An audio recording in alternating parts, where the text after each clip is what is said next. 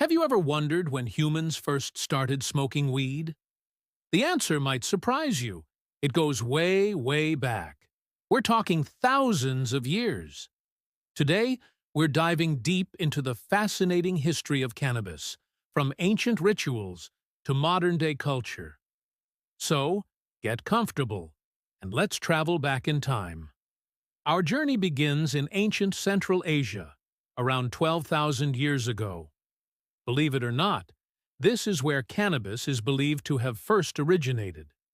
Early humans weren't necessarily smoking it for fun, though. Instead, they cultivated it for its incredibly versatile fibers. They used hemp to make ropes, textiles, paper, and even food from its nutritious seeds.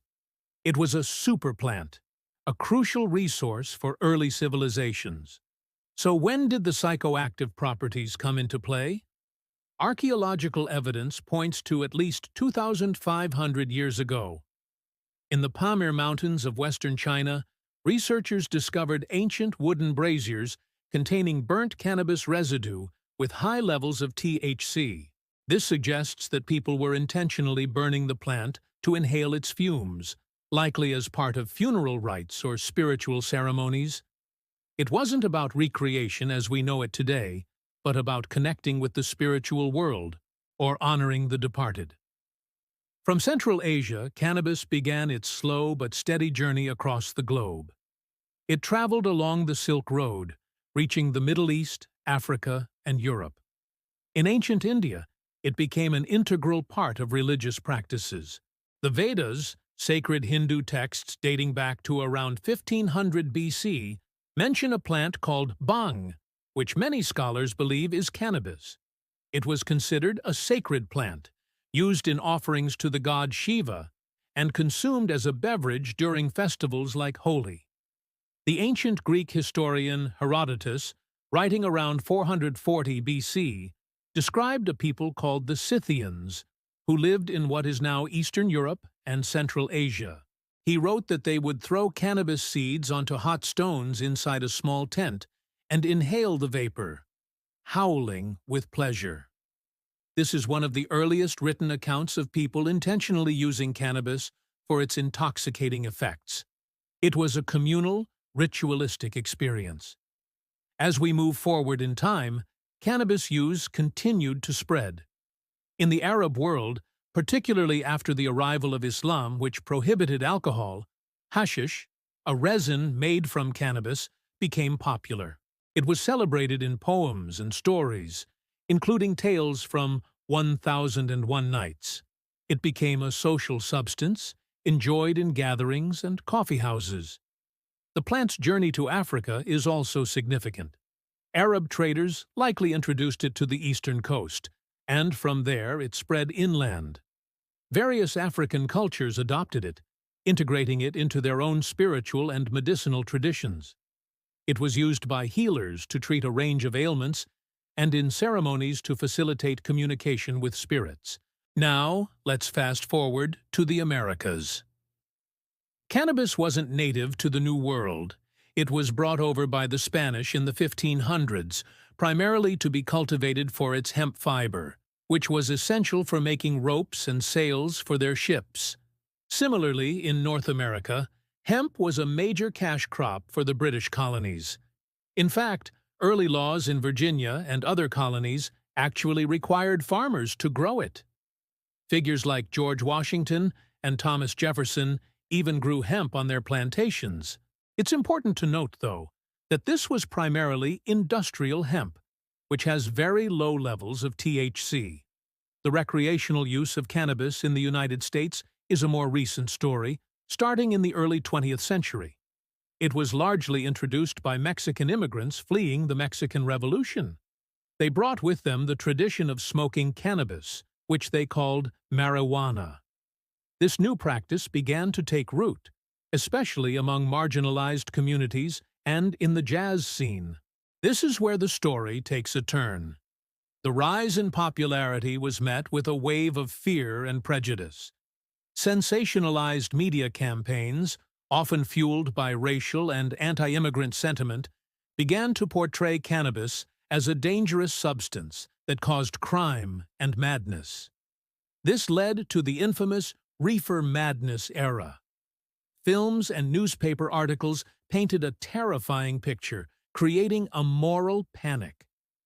This public hysteria culminated in the Marijuana Tax Act of 1937. While it did not technically make cannabis illegal, it imposed such heavy taxes and regulations that it effectively criminalized the plant across the United States. This federal act set the stage for decades of prohibition, not just in the U.S., but around the world, as American influence spread. For the next several decades, cannabis went underground. It became a symbol of counterculture, particularly in the 1960s. The Beat Generation, hippies, and anti-war protesters embraced it as a way to challenge authority and expand their consciousness. Music from artists like Bob Dylan, the Beatles, and Jimi Hendrix often referenced the experience, further cementing its place in the countercultural movement. The war on drugs, officially declared in the 1970s, intensified the crackdown. This led to mass incarceration and had a disproportionate impact on minority communities. Despite the harsh penalties, cannabis use didn't disappear.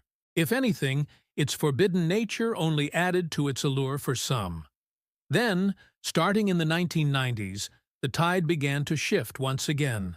The first signs of change came from the medical community. In 1996, California became the first state to legalize medical cannabis, allowing patients with certain conditions to use it with a doctor's recommendation. This was a landmark moment. It opened the door for new research into the plant's therapeutic potential and started a national conversation that was based more on science and compassion than on fear. Over the next 2 decades, more and more states followed California's lead. Public opinion began to change dramatically. People started to see the failures of the war on drugs and the potential benefits of cannabis, both medically and economically. The next major breakthrough came in 2012, when Colorado and Washington became the first states and the first jurisdictions in the world to legalize cannabis for adult recreational use. This was a seismic shift. It signaled that the era of prohibition was beginning to crumble. Since then, many other states and even entire countries like Canada and Uruguay have followed suit.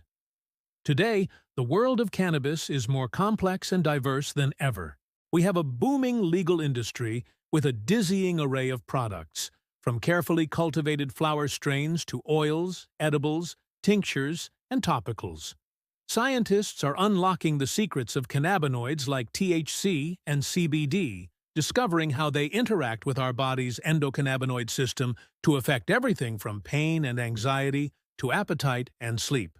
So, from a utilitarian fiber crop in ancient Asia to a sacred plant in spiritual rituals, a social lubricant in Middle Eastern coffee houses, a symbol of rebellion in the 60s, and now a legal multi-billion-dollar industry, the story of cannabis is a reflection of our own changing history, culture, and understanding of the world. It's a plant that has been loved, feared, demonized, and celebrated, but has remained intertwined with human society for millennia. What's next for cannabis? Only time will tell, but one thing is for sure. Its long, strange, and fascinating journey is far from over. Thanks so much for watching and taking this historical trip with me. If you found this interesting, please hit that like button and subscribe to the channel for more deep dives into the topics you're curious about. Let us know in the comments what part of this history surprised you the most. See you in the next video.